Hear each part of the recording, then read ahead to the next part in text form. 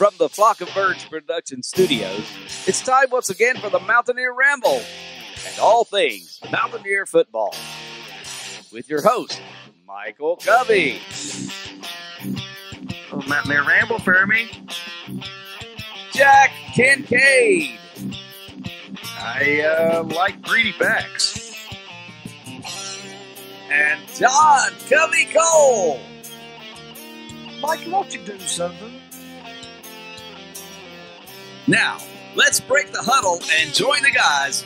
It's time to talk Mountaineer football. So let's get this party started.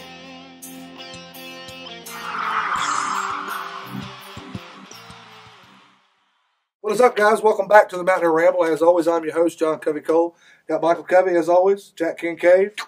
And we brought a good friend of ours with us today, Philip Taylor. Appreciate you coming in, man. Appreciate you having me, guys. Yeah, man, for sure. Anytime we can bring somebody in to talk Mountaineer football with us, we're pleased because, you know, we are all the time hearing our perspective. Whoa.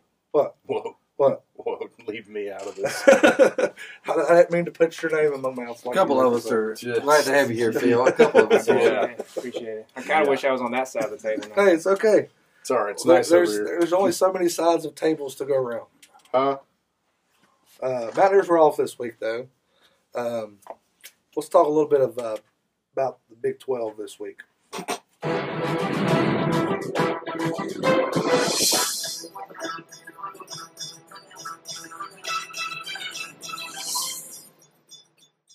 All right, guys, Texas and Iowa State. There wasn't really a lot going on this week in the Big 12. Texas and Iowa State, which I don't know if you guys got to see any of that matchup. Exactly. That's exactly Friday right. night sissy fights. He didn't say that. Phil was not here last week for these havens, but you know we started something new this week that we're going to start doing since Big 12 play has started.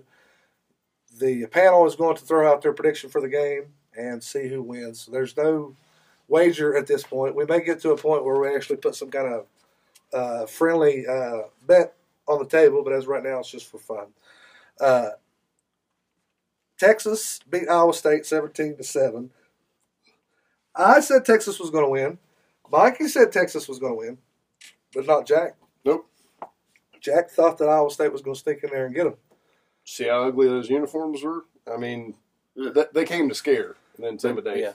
Guess what? Texas brought the burnt orange crap with them. And, Texas going Texas. They go Texas. Yeah. When they went to Iowa State, they go Texas. I mean, why not get ugly too? Can Right? I go ahead and take Texas in this game since I wasn't? Yeah, man, go ahead. You can jump on the winning I'll take side Texas. if you want Okay. to. That's Yeah, fine. Sure. Yeah, I'm Okay. Sure. Like, All right, scared we of got Cyclone Texas or Hurricane. Everybody except for Jack. He was rooting for them. Not necessarily rooting. Yeah, Rephrase that. Yeah, whoa. Whoa. Jack had picked Iowa Yes. State. There you go. I will buttress that by saying, in lieu of both teams not losing. Right. I knew it was going to be interesting when I started this because I'm like, Jack Loves Big 12. loves Big Everything 12 Big football. 12. So. Yeah. Bang, bang. Second matchup of the weekend, guys, was Baylor and Kansas, which was Kansas State Baylor and Kansas State. I'm sorry, Kansas State scored 33 points, and that right there shows you kind of where Baylor's defense is at, because Kansas State is not really known for scoring a lot of points.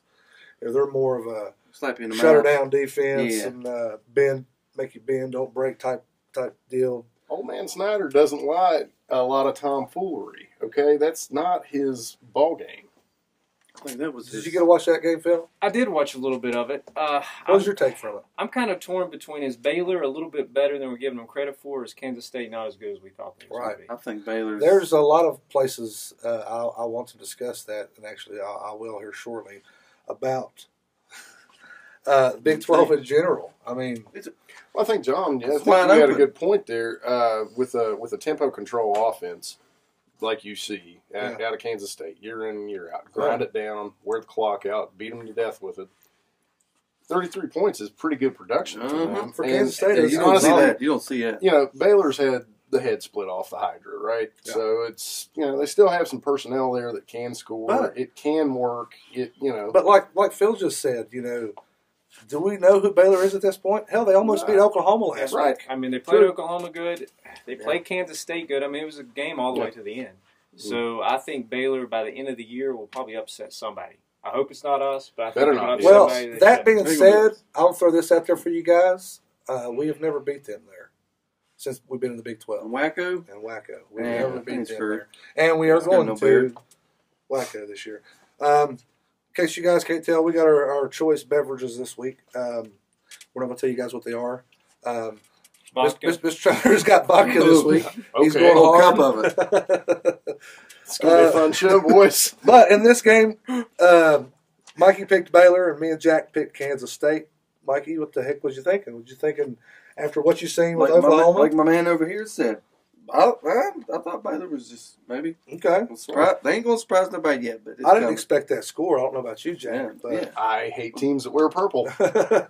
that's where it stemmed from. There huh? you go. It is. That is. Well, my team, and me and Mikey's team from Purple in the NFL today couldn't do what they had to do. And it's unfortunate because that's probably their biggest rival. I feel It like is what it, I can without a do doubt. to help with that league is just not watch it right now Okay. or give a crap about it until the playoffs. Well, Fair enough. I'll give it another run then. Yeah. Gotcha. You know, Gotcha. because I don't want to hold anybody back or do anything controversial. Okay.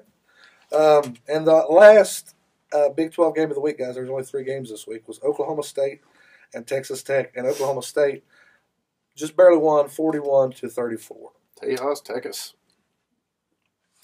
Goes back to my point there a second ago. I don't know what's going on in the Big 12 right Wide now. open. It was wide open. As soon as I think I got a grasp on what's going on in the league, You don't. I have no idea. Somebody slaps you in the head and say, you don't know Jack. You don't know Jack. You don't know. I know Jack. I He's know right there. Vaguely. No, but I think this No game kind of evidence. scares me. Four I more see things. Texas. 4 more things. I see Texas Tech as being a lot better than we thought they were. They're going to be in Morgantown. That will help. yeah. Yeah. I mean, Oklahoma State only scored 41. It sounds like a lot, but they would have scored 60 last year on Texas Yep. Tech. And all they need is to have a little bit of a defense because their offense is always going to show up. Yeah, it really is. I mean, Texas Tech, what's the kid's name? He's got a weird last name. Nick something, I think. But anyway, I watched this game, the latter part of it anyway, because I wanted to check out our competition, you know. Mhm. And they surprised me. You know, I've known for a long time that Texas Tech is known for their offense. Yeah. Their defense is what surprised me. And like me and Mikey was talking a little bit before the show, is that a testament on Texas Tech, or is Oklahoma State just not as good as advertised? I mean, it's too early to tell. That's got to. I mean, we just got to start playing each other. That's really what it comes down to. that's why I love this Because it's this round robin tournament. Listen, I know some people don't like the Big 12 At all. I love it. Wow. I think the parity, the competition, and the fact that everybody plays everybody is fantastic. I mean, you look at Wisconsin and the Big 10, they don't play anybody this year. They don't have to play Ohio State. They don't have to play. Everyone plays everybody, and by the end of the year, we'll know. but we Real. but we, I but like we the beat Big each Ten other either up, to throw that and you out got a there. couple losses, SEC. and it makes it that much harder for a Big 12 team to get in the playoffs. That's true. Yeah. That You know what I is- mean? It's going to be because you're taking like very, Wisconsin, like you said, be undefeated, and they'll get so much more praise because they ain't got a loss, but who they played. You know, It's a give and take, but I like the fact we play everybody. I liked in the Big East we played everybody. I don't like the fact that sometimes you play the best team, sometimes you don't. It's hard to compare resumes when it's not really balanced. No, that's You know, fair. it's- The difference in it is you look at these two leagues that have to compete with other leagues that want to, aggrandize what they have. SEC is half of it's crap, and the other half is pretty good. Well, I don't know. The SEC East. ACC's been coming on.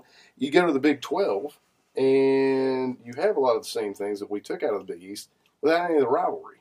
Okay, it's Well, they have I'm- rivalry. We just don't have rivalry. right, and it's They about love- and to yeah. me We being want in y'all a to play league. Iowa State on Yeah. Thanksgiving every year. Yeah. To me, being in a league, you got to have Y'all that kind of do. buy-in. Otherwise, why Y'all are we do. in this league?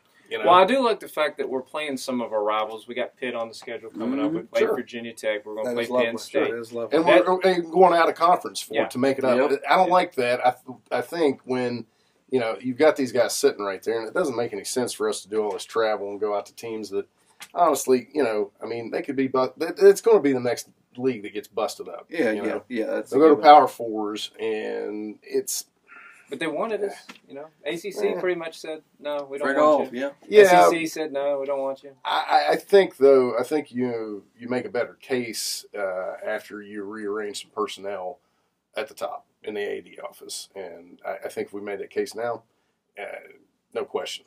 Chain all over it, is he? Well, guys, we don't want to would spend trade Louisville right now. 100%. 100%. Right? They get rid of them. Right. That's the Big 12 in a nutshell, guys. Me, Jack, and Mikey all picked Oklahoma State to win that game, and we were right. But it's still. I'm just saying, guys, the first week of this pick'ems, if you will, I got all 3 of my games correct. You got 2, and you got 2. Just saying. Just saying. I got all mine right, too. Phil's got all his right, too. Yeah. He was all over. Like that Big 12 havens, do you? Yeah. Yeah, good for you. Guys, there's a look at the Big 12. Let's go ahead and cut away, and we'll come right back with Crackback Jack's disappointment of the week. No matter how cold it is outside, you can keep warm and toasty inside with a quality-built, super efficient York furnace that's backed by the strongest warranties available. It's just another way we install confidence. Call R&R Comfort Systems today and ask about the York 10-year parts and labor warranty. The Mountaineer Ramble, sponsored in part by El Mariachi, Mexican restaurant and cantina on Airport Road in Beaver. Open 7 days a week, offering a mouth-watering array of delicious Mexican cuisine. Stop by and see Jay and Jose, and you'll see for yourself why El Mariachi was voted the best Mexican restaurant in southern West Virginia. El Mariachi will spice up your day. Crackback Jack's disappointment of the week.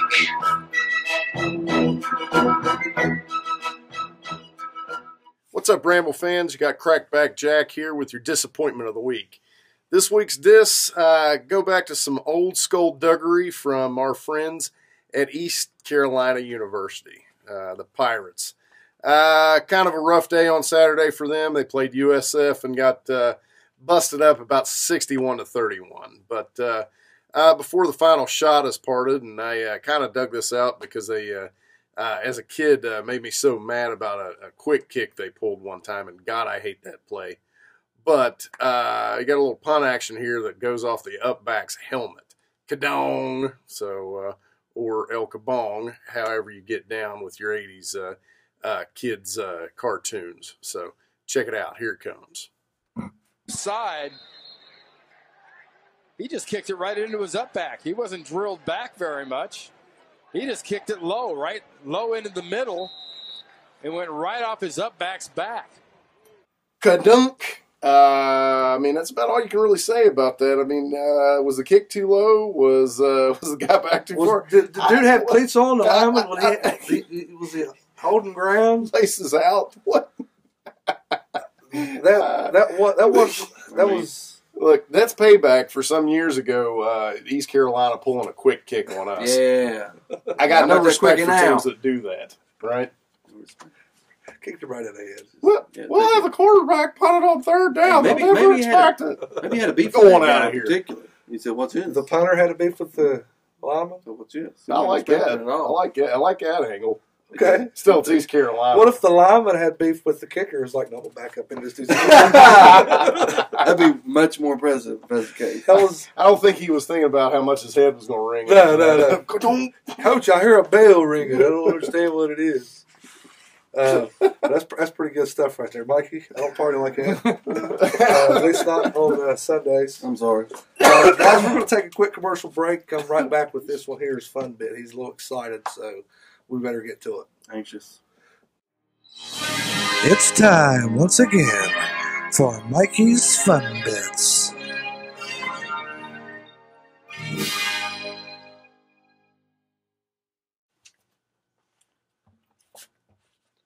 Oh, hey guys. Well, that's one way to end the ball game. Good on you, Wisconsin. Four-man rush. Thorson from the end zone, rolling. Under pressure. He'll go down. It's a safety. Dakota Dixon. For him to close the ground and to finish here. But Thorson's eyes, they're down the field, but you have got to feel that. And then once you're outside the pocket, man, you sail that. You put in the second row and it's over. But there's no way, no world you ever want to take that risk as you're closing into the bound. Wow. It's a heck of a way to end the ball game, How man. do you let that happen? That dude come out and You're out of the pocket. Throw the ball away. Let me ask you guys this. If you're in the end zone and you're out of the pocket, can you throw it away, or do they call that a safety? Nah, the regular rule still. Yeah, as long as you're out of the pocket, the pocket, I'm sure you'd be okay. Okay. But that guy got upon him so fast. It was So just hard. fast. Like he wanted to do that, but that dude just come out of nowhere. What can you He's in do? there running like Khalil Herbert up on him. He Yeah. said, "Here I am." Oh man, you know. Hey, that sorry. one's still fresh. Oh, dang. Sorry. Anyway, yeah, that guy. Guys, we got Mike Logan on the line today. Mike, how you been, brother?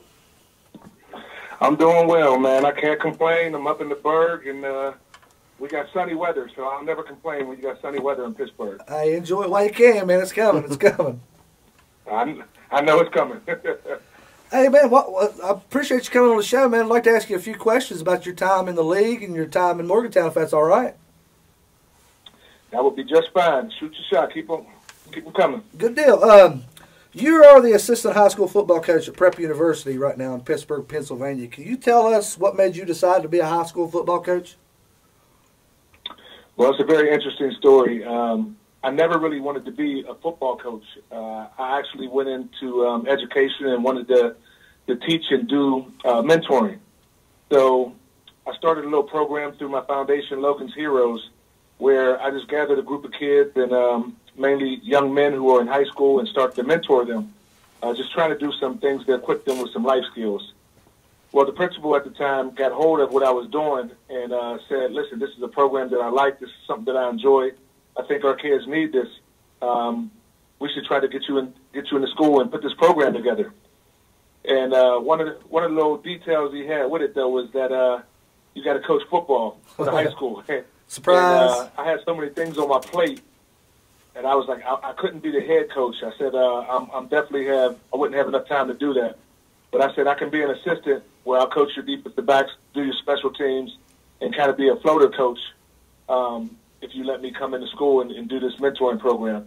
And that's how it all came together, man. And 7 years later, we won 3 City League championships while we've been had this coaching staff here.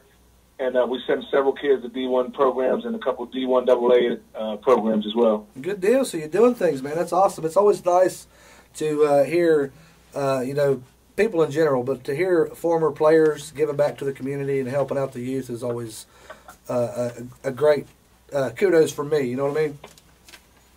Well, I appreciate that, man. And it's so rewarding when you see some of these young men go on to have success on the collegiate level, whether it's academically or athletically. Oh, yeah, I can imagine the return.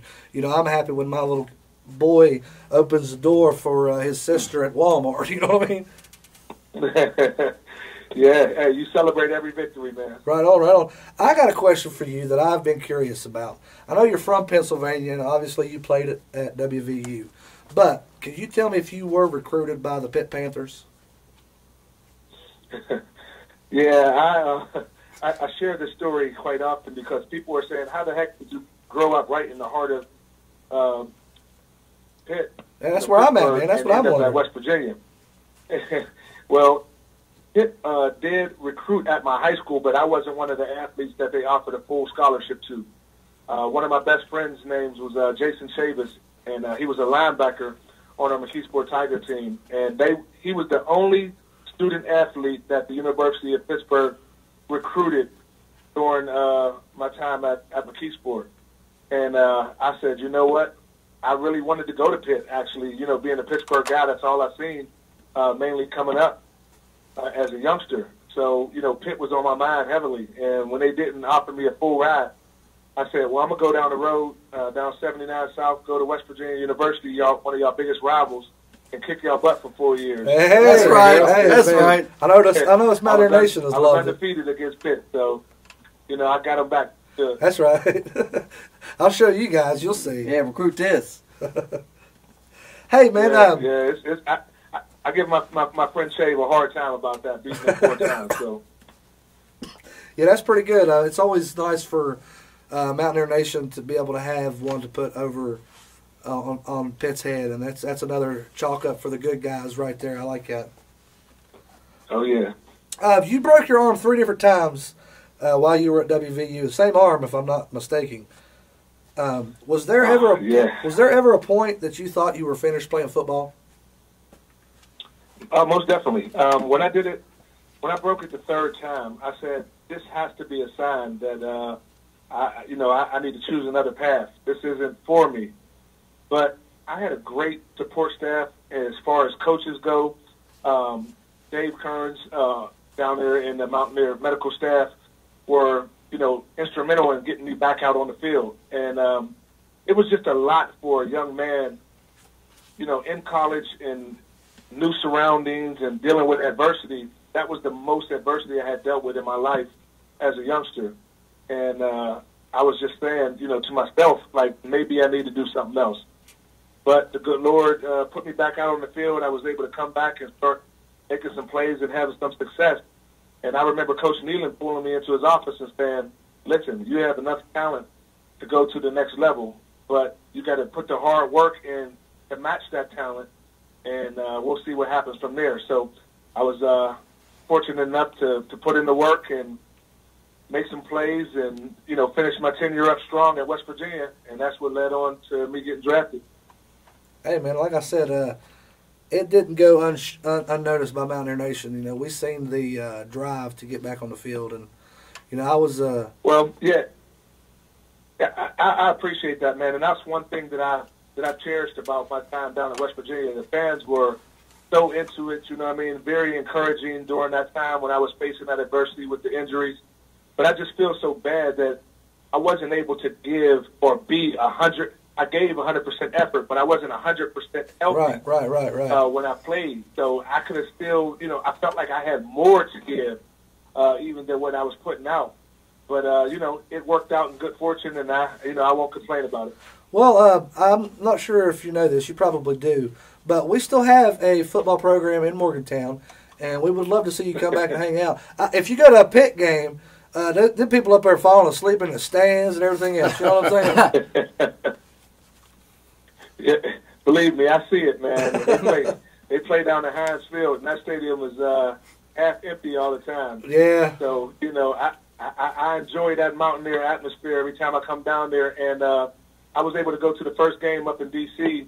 when they played Virginia Tech, and the Mountaineer faithful was there representing. So yeah, our Jack, our man, they love the Mountaineers, and we love them back. Our man Jack Kincaid was there. He was telling us that it was more like a Hokie home game. Would you agree with that? I don't agree with that. I think, the crowd was pretty well represented from both sides. I met a lot of alumni up in the D.C. area who went to the game. We had a whole bunch of guys that we rode out with, some Mountaineer greats like Mike Collins and,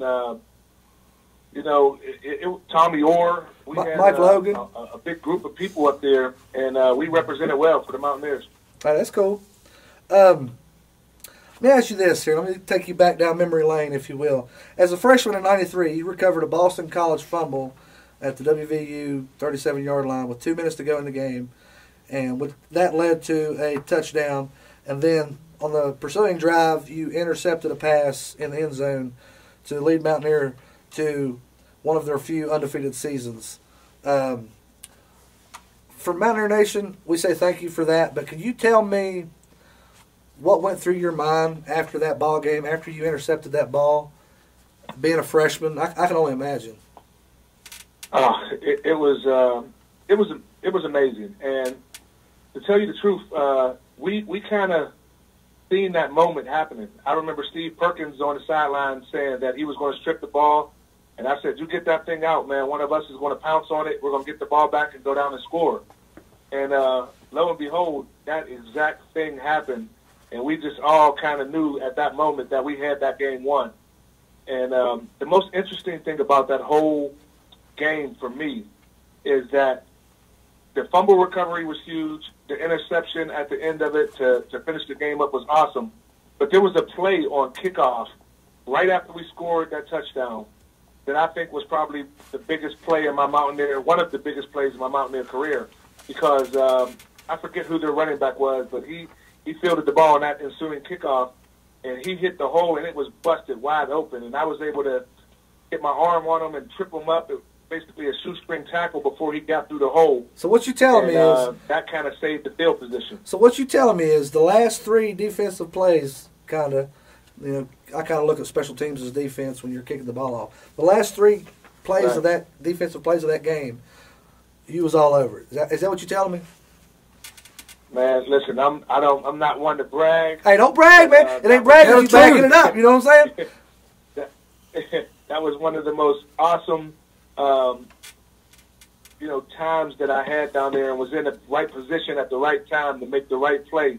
And as a freshman, as a redshirt freshman, being able to be out on the field amongst great veterans and guys who are more tenured than me and earn their respect, I think that was one of the handing of the baton moments for me from Tommy Orr and Harold Kidd, because they said, listen, if you're able to make big plays in a big game as a young man, we can't wait to see what you're able to do once you're vested here and being the starter and being a full-time player as a junior or a senior. And that stuck with me throughout my time. Hey, man, I'll tell you what, I've told you time and time again during this phone call, but Mountaineer Nation, we appreciate you, man. You did a lot of hard work in Morgantown. I appreciate you guys, man. It was an awesome time for me. And, I'll be down to Morgantown a couple more times this year. One of my former student athletes, Kenny Robertson, is a freshman down there. Is that your boy? And he's actually starting. That's so, okay. I can kind of give him my testimony and share with him what it was like to play as a freshman. And, hopefully he can get something from it and continue to have a career even better than I did down there. I'll tell you what, Kenny is one of the few young guys I've seen on defense that seem hungry, and I love it. He's hungry. He's definitely hungry. He's definitely hungry, and he's definitely an athlete. I mean, he can only get better from here. I mean, and he's ready for it. He's up for the challenge, and he has that desire in his belly to be great. Let me take you back to 1997. You were drafted by the Jaguars, but you spent a little time there, and then you ended up in Pittsburgh in 2001.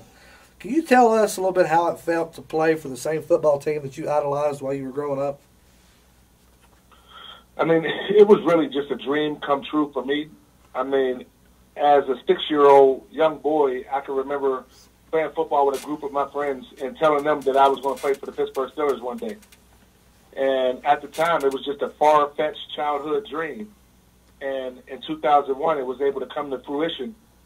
And me being able to play in front of my hometown fans and family and friends, it's really, really hard to put into words, especially with the history and tradition in my family of Steeler fans. My grandfather worked in the J&L steel mill and was one of the most ultimate Steeler fans.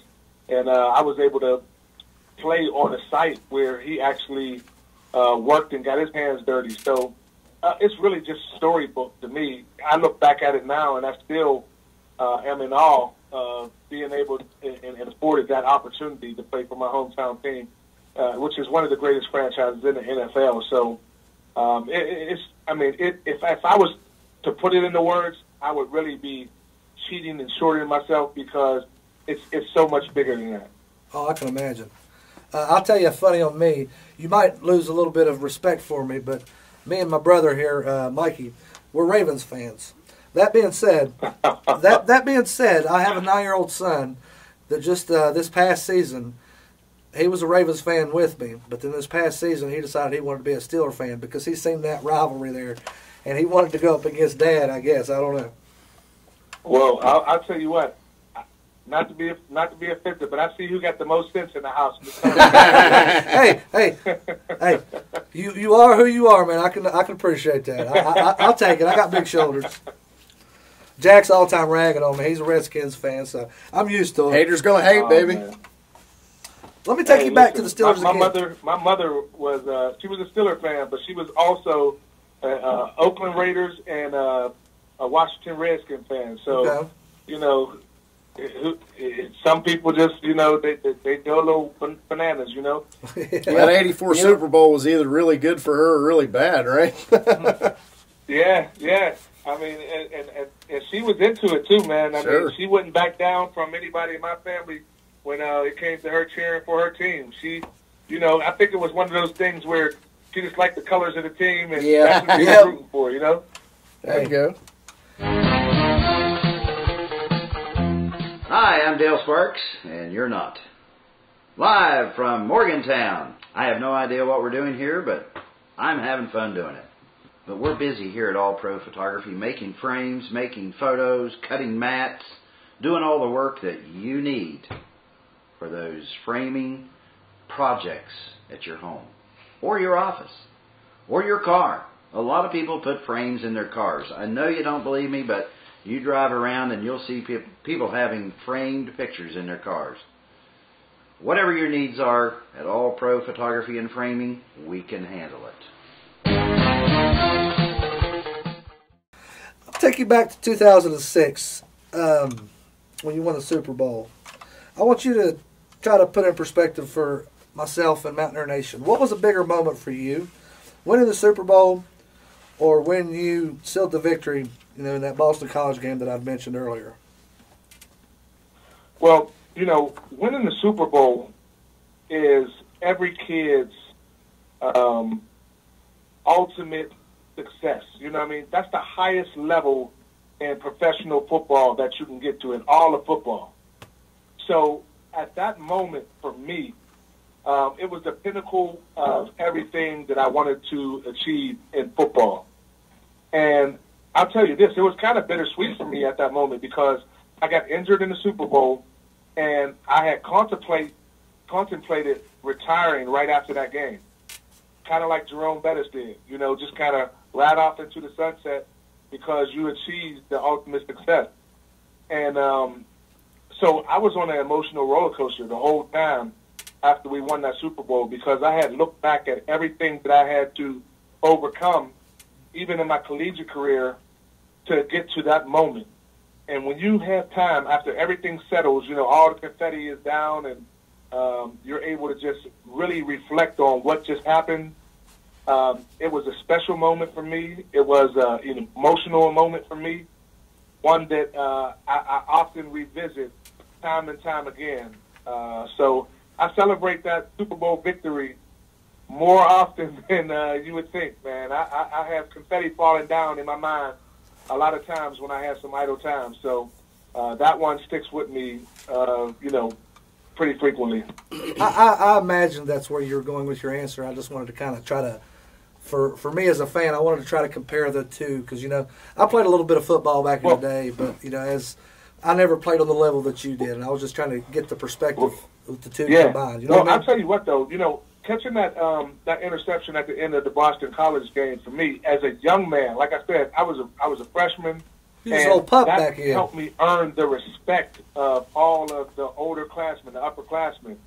I think that it's almost like a transition from boyhood to manhood, and that's the way I felt after that game because those guys, they embraced me. I was in their circle. They knew I was a starter, and from that point on, they treated me a little different than just a little, fishy freshman. Right. Hey, that's cool, man. That's cool. I'm going to ask you one more question, Mike. We'll let you go, bro. Once again, we appreciate you coming on the Mountaineer Ramble. It's always nice to catch up with former Mountaineer players, and especially Mountaineer players that was as successful as yourself. I appreciate it, man. You being a defensive guy, could you help me out with this? We've been trying to make football safer for years now. Do you think they've went too far with a targeting call, or do you think that they're going in the right direction with that? I think they did go too far. I mean, as a defensive player, if you think too much about how you're trying to hit an opponent, you can almost hurt yourself. We know what game we sign up for when we start playing the game of football. But I also see the flip side of it. With the long-term injuries that people have been suffering, there's been a lot of people that's been affected now that we've gotten these results that you see come from football. So I don't have the answer for this particular question. It's going to be very difficult to keep people entertained when they're so accustomed to the way the game has been played for years and years and years. And as a defensive player, for me, it started to make me uncomfortable almost because you don't know if you're going to get fines. You don't know if you're going to get put out the league if you really go out and try to do what you're coached to do, and that's get a player down by any means necessary. And, you know, it's going to be interesting to see how the league, and even, you know, collegiate all the way down to Pee Wee football, how they handle this situation as athletes continue to get bigger, stronger, and faster year in and year out. Well, it's a great point that you said. You know, when you're pursuing on defense, you're going to end up hurting yourself if you just try to flip a switch and stop or slow your roll. You're going to hurt yourself. You really are. Exactly. Exactly. There's no way you can come up and in the middle of, you know, being reckless and trying to, you know, exert as much energy and pain as you can. I just don't see that happening. And, you know, for me, I was fined a couple of times for some helmet-to-helmet contact. And okay, let me ask you this. It's inevitable. Things are going to happen. Okay, now that you told me that with the helmet-to-helmet that you got fined for, I probably already know the answer to the question, but I want to ask it anyway. Were any of those with intent to hurt somebody? Well, the one specifically that I was fined $20,000 for was a hit on Dan Marino. It was helmet-to-helmet contact, and that wasn't my intent. But you know, I'm coming in with a free blitz on a Hall of Fame quarterback as a young player in the league. I'm trying to make a name for myself. I'm trying to earn a paycheck. So I'm going out and I'm just, you know, playing football. Also, they should have known he's a pit guy. Yeah. I mean, what's Mike Logan going to do with this? What am I supposed to do? Yeah. But, you know, in that moment, it would be hard to try to change myself or contort my body to a way where I'm trying to avoid hurting him without hurting myself. So, you know, my intent was to never go out and try to maliciously, you know, demolish somebody to the point where they're injured or they couldn't play the game anymore. But I wanted to inflict as much pain as I could because I know the next day I'm going to be feeling pain as well. Let me ask you this, or not necessarily ask you. I want to go ahead and make a statement on that, how I personally feel as a fan. This is how I've looked at it ever since it started. Yeah, there's probably some things we could do to make football safer, and they're constantly doing that. You know, they're constantly reinventing the football helmet to try to make it safer.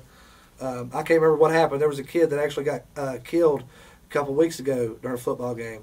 Wow. You know well, especially now, maybe not so much back in the day, but now you know the possibilities of playing football.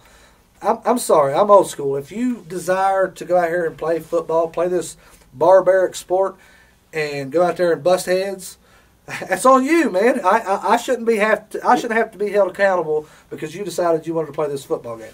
And well, like Jack said to me a couple weeks. I don't mean to cut you off. Go ahead. I don't mean to cut you off, but it's what we sign up for, and we know the repercussions of it. And people ask me all the time, would I allow my kids to play football? And I said, you know, it's their choice if they decide to do it. Now, with that being said as well, there are some malicious players out here who take some cheap shots. And I don't think there's any place in the game for that kind of stuff. Right. But you can be as tenacious and as physical as you could possibly be in my book. I agree totally. Mike, we got our buddy Phil Taylor sitting in with us here today. I think he was wanting to ask you a question or two. Hey, Mike. All right. My first memory at Mountaineer Field, I went with my dad. I think it might have been 1996. It was East Carolina. And the memory that I remember the most is you. The East Carolina guy caught the ball and you came streaking in and just ripped it from his hands. Do you remember that play? I remember that play very vividly. That's probably one of the most recognized plays that I've had in my entire career.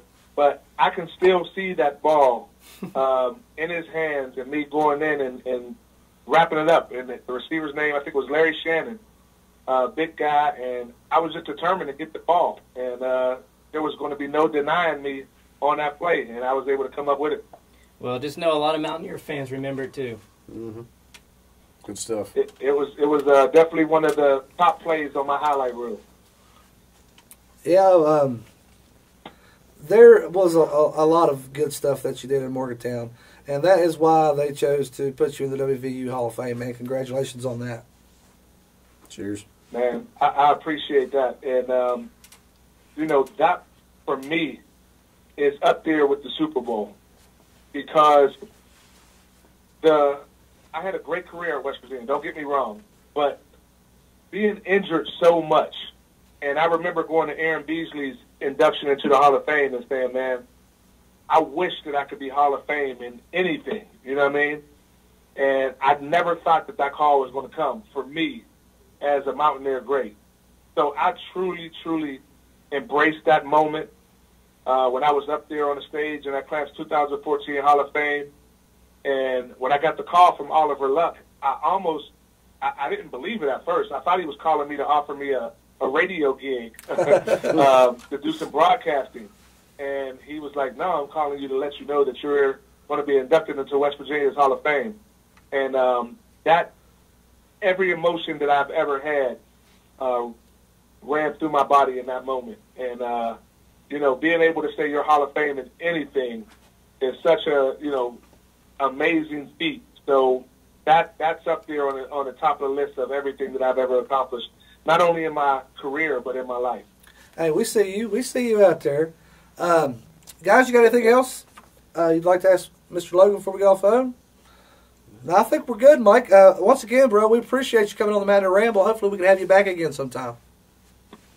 Hey, man, anytime. You guys give me a call, and I'll be following along the Mountaineers, and I'll let you guys know when I'm down in Motown cheering on Kenny Robertson. All right, brother. Eat shit pit. You know what I'm saying? Hey, listen, I got a 1-year-old son. We're teaching him the ropes right now. That's what's up. Hey, man, we'll see you next time, man. Ramble on, brother. All right, man. Have a good one. Later on, buddy. Cool dude, man. Seems like he's got his life together after football, which is always nice to see. Mike Logan. Mr. Mike Logan. Wow. Mr. Mike Logan. Wow. Head buster. Yeah. Early memory, huh? First memory from Mountaineer Field. First memory, man. It's still etched in my head. That's the only memory I have from the whole game. Yeah. But it was there. Yeah.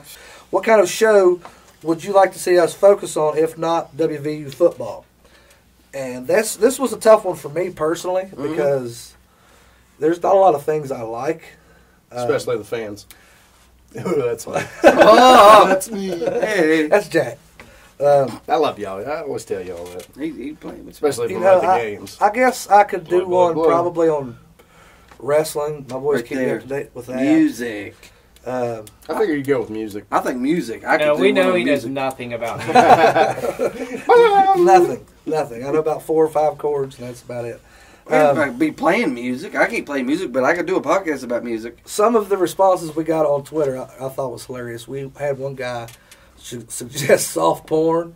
Ooh. Yeah, I was like, okay, it might be interesting. How does that podcast work? What do you know? You just talk about the ones you've seen? Or you show little clips? Well, you can't show the clips on the podcast if you're just on the podcast. And where do you draw that line? Yeah. I mean, we on the show, right? Excuse me. We do. We can do whatever we want. Had another guy suggest music. Actually, that was Jeff Postas from the Walkthrough podcast. He's got pretty good stuff. Check him out. Okay. The little list I made here, which I'm going to show you guys a graphic at home there, got music, news and politics, religion and spirituality, science and medicine, society and culture, sports and recreation, TV and film, technology, which there's so many more topics you can touch base on. This is just a few that I grabbed. Well, I think that's it. Sports and recreation is kind of what we already do. So I don't know if I could put that in there. I thought you were talking, like when I first read that, I thought you were talking like granola crap. Like people love to go, hiking and go out in nature and all we're going that. RVing next month with the fam. Yeah, I did it professionally for 10 years. It was called the Army. Oh! I don't ever want to do that again. Little recreational vehicle for me? Yeah. That's like old Robin Williams. Y'all ever see that RV? That was fun. That was. He got covered in that poo? Yeah. R.I.P. I don't like comedies. Well, they don't like you either, Jack. Good. That's what they told me. They said, you know that Jack Kincaid guy? I can't stand it, dude. Hey, get at me. What's that? I bet he watches Three Stooges every night before you go to bed. I do like some Three Stooges. I know you're a fan of WVU football, Phil. No, I'm not. What? I don't know why. I walked down the steps. I don't know what's going on here. Somebody gave you that hat, right? Yeah. They always assume. Oh, you're from West Virginia. I'm a hostage. You must like the Mountaineers. What kind of podcast would you like to do? Actually, I know a couple of years ago, you had a little podcast going, didn't you, where you would highlight local artists, similar to what I do with the acoustic sessions? Yeah. We was broadcasting online. We would have local talent come in, and we would kind of like a storytelling kind of things, tell why they wrote the song, different stuff. And then, Gotcha. It was broadcasted across the globe. So. I just noticed. I didn't notice this before, but I think I kind of stole your idea when I started the acoustic sessions. So you owe me some money. I think I might. Anyway, guys, how y'all doing? Quickly changing subjects. News and politics. No, that was a lot of fun, man. I actually come in one time, I believe, with you guys. And, had a lot of fun. It was a good time. Music's always something you can talk about. I'll be all over that. News and politics, I want nothing to do with. Nothing to do with. There's 4 fake news channels out there to go look at if you want to hear that. If you want all that, go yell at somebody on Facebook. I mean, be a Twitter tough guy. I do not like to be stressed out, and news and politics does just that. So I try to stay as far away from that as I can. What do you guys think about the politics and sports kind of colliding right now? It's not good. It's not good. I like college football. Yeah, that's what I think about it. I don't want to see them anywhere near each other. I feel like football sports is a break from that. You know, that's what exactly. For 100%. It is 3 hours you can sit down and not worry about that stuff. Hey, look, I don't often agree with everything they put out on their show, but that's the take that Greeny and Golick put out and said, look, this is a break. This is a departure from everything that's going on. Yeah, it's this is our enjoyment. It's our escape, if you will. Yeah, so that's. Yeah, you're going to alienate half your crowd. Half the crowd's going to be mad easily. at you. We could spend an hour or more talking about what you're talking about with the whole crap with the politics and the NFL right now. We're not going to, though, because we're keeping the politics out of keeping the politics out of sports. Exactly. You got religion and spirituality. That's what I got to say about it. You could have a podcast about religion and spirituality. Which that's a thin line too. I mean, you could. Yeah, that ain't politics. That's. I mean, you could. You're just gonna. There's 2 things I rarely talk about. Yep. There's 2 things I rarely talk about with people that I barely know, or a stranger, and that is religion. Sports and politics. It's not sports. I'll talk about sports with you all day long. But you said this is foolish. Was talking about anything else? No, I'm just playing. Religion and politics. Yeah, well, I just talk about it all the time. I mean, whatever. Keep rolling with it. Fine. Science and medicine would be fun. I'm not knowledgeable enough to do that. No. I'd be like, yeah, guys, go to Walmart and get some ibuprofen. Bill Nye, Neil deGrasse Tyson. 30-second shows. Right. Yeah. I'll be telling them my new with Tylenol. My pharmaceutical of the week is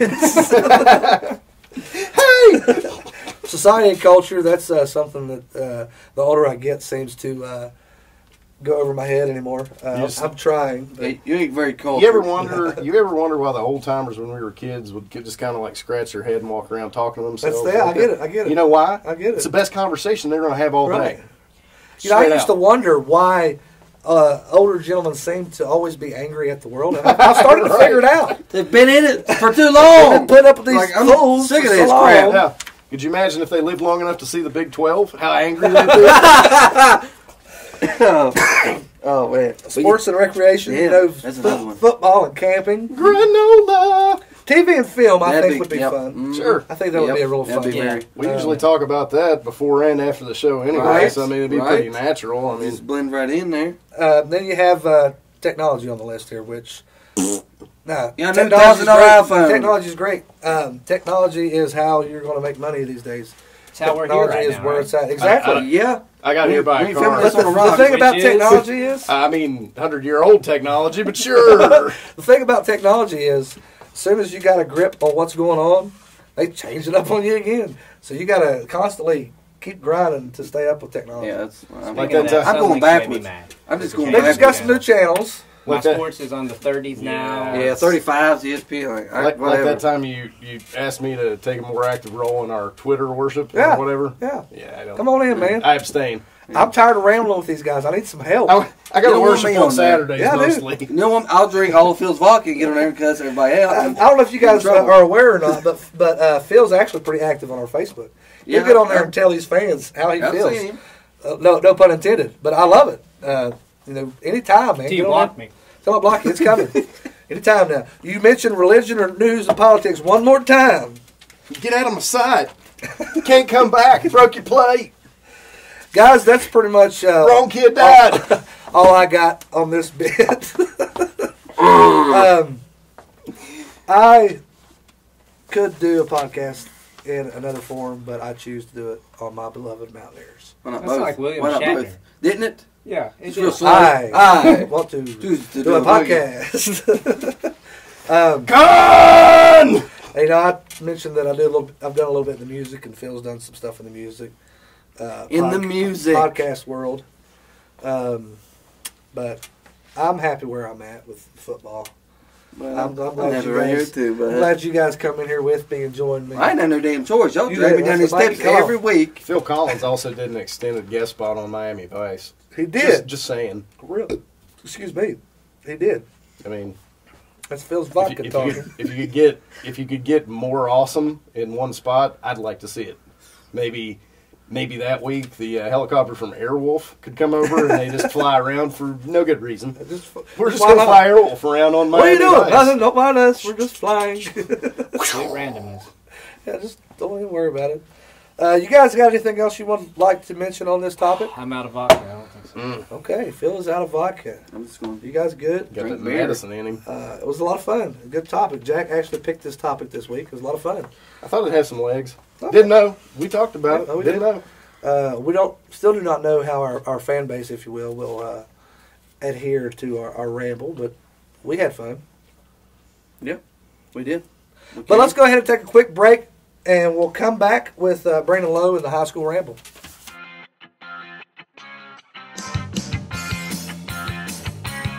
Hi, my name is Stephen P. New, attorney at law, and I'm a proud sponsor of the Mountaineer Ramble. I'm a sports fan, just like many of you. So tune in to my friends John Covey Cole, Jack Kincaid, and Michael Covey, and enjoy some talk about sports. And remember, anytime you want to, just ramble on. Hi folks, it's Igor inviting you out to the Haunted Trail in Lake Stevens. Weekend starting October 13th through the 28th. Adults $6, kids 5 to 12 $3, and kids 4 and under are free. Parents, if your kid's looking for something fun to do, check out Camp or Treat at Lake Stevens. It's Saturday, October the 21st from 6 to 8. Only $1 a child, and it's in the RV park. Call 304-934-5323. The Tailgate Sports Bar in Bluefield, West Virginia, located at 2501 Bluefield Avenue, invites you out for some good food, good times, and good sport. Stop in or call 304-800-4315. Are you looking to sell your house or maybe buy a house? Contact Realtor Paige Powers today with Old Colony Realtors, 304-255-6555. And be sure to tell her that the Mountaineer Ramble sent you by. What's up, Mountaineer Ramble? This is Brandon Lowe with your High School Ramble. Already heading into Week 7 this week in high school football. Let's take a look back at Week 6, as we like to do here on the High School Ramble, and kind of go through our highlight of the week, game of the week, player of the week, honorable mention, and then, of course, we'll get to some of the games you need to look forward to in this week in high school football. Starting with our highlight of the week, the Redskins of Hurricane. We're coming off a bye week, heading into their homecoming game against the Timberwolves of Spring Valley, and they did not disappoint the home crowd one bit from start to finish. Redskins dominated the game on all three phases of the game when you talk about defense, special teams, and offense especially. Had a blocked field goal on special teams or turn it down deep inside their territory. Defense had an interception, I think 1 or 2 interceptions, and it was just a dominating performance. The Redskins of Hurricane, Khoda Williams, Nathan Roy has really come on at quarterback. Coach Taylor heading into the season had a quarterback battle in his hands, had 2 quarterbacks battling for position. Nathan Roy ends up winning the job, and he has been impressive, especially in this game, fighting the Khoda Williams from 79, 37, and 58 for touchdowns, all touchdowns.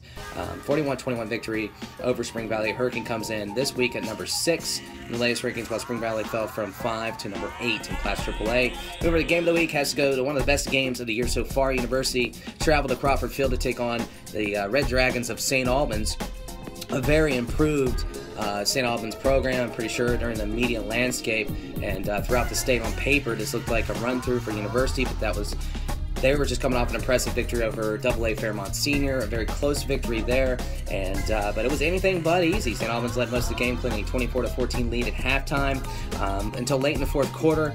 St. Albans also forced overtime with a nice pass play, and I think there was like 3 seconds remaining in regulation.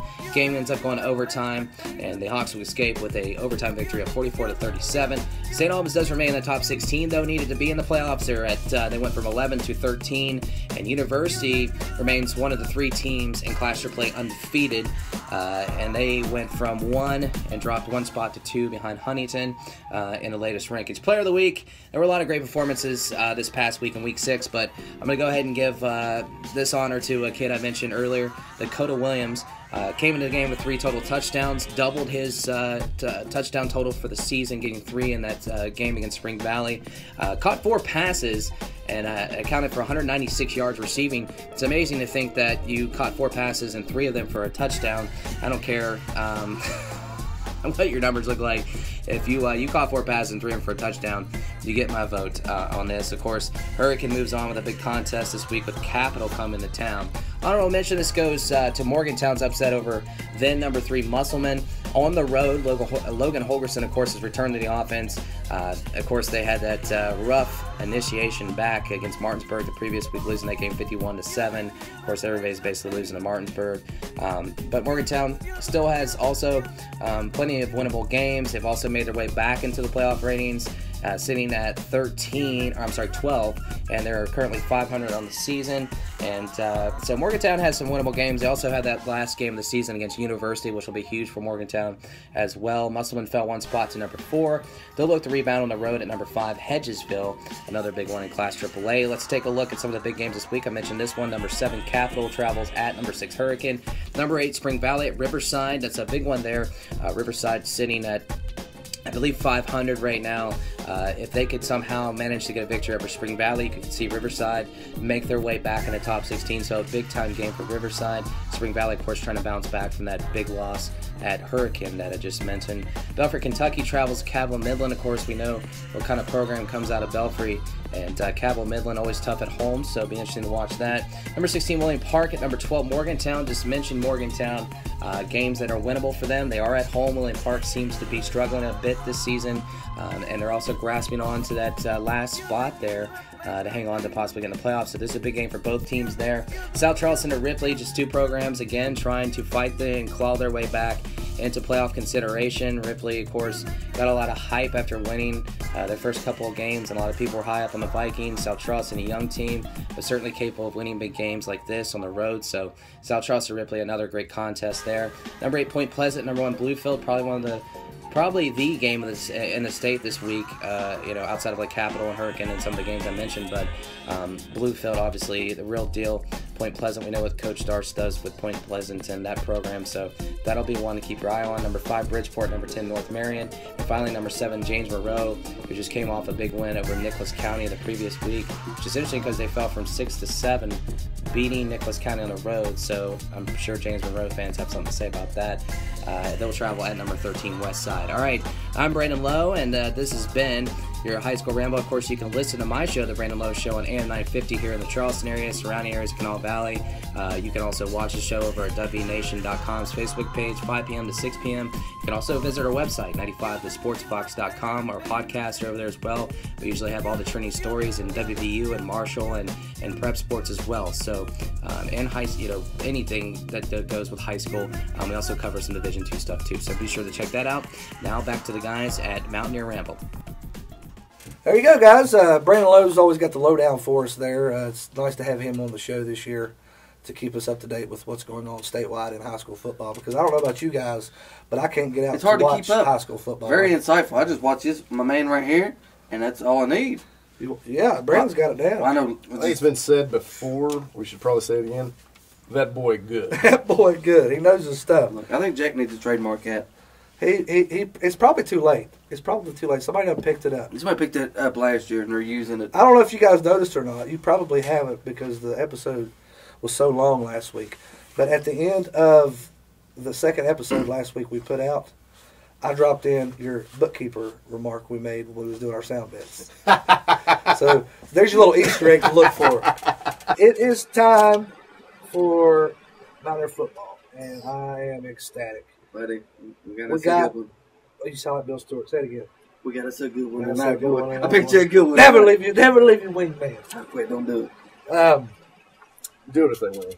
Do it if they win, yeah. We need to leave no doubt for the country because they're going to be watching this weekend because Game Day has announced they are coming to Fort Worth. Yep. And the Mountaineers have to go and perform. Ooh, you know what I want to see? Another one of those polls they give to the country. Mikey, this is not a stripper pole. What are you talking about? No. Kind of poles. You go to the buffet? No, your Golden Corral's opening up soon. I'll be over Sunday morning. No. Sunday morning. No. Them girls need support too. Look, I don't know them. Sing them off. Mikey act like you don't know them out in the street at the Walmart. Anyway. He was there last night. Anyway, the poll. What poll I you don't know what they talking talking about. I want to say it was the... You're talking about for the Oklahoma game. Yes! Everybody but Yes! Yeah. I want to see another one of them because I feel like that's what it's going to be like. It's one of Well, look at your betting odds. Right now, opening up, TCU is a 12-point favorite.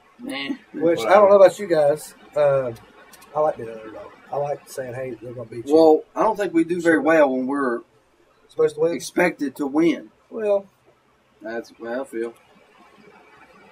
Let's talk a little bit more. You know how I feel about it. Don't give us any respect. Don't do anything but go down there and just beat them purple wearing sissies like a drum at their place. Rub their You're nose getting too excited. Hold that thought. We're going to talk more about this game very shortly. Right now, we're going to talk a little bit about the Big 12.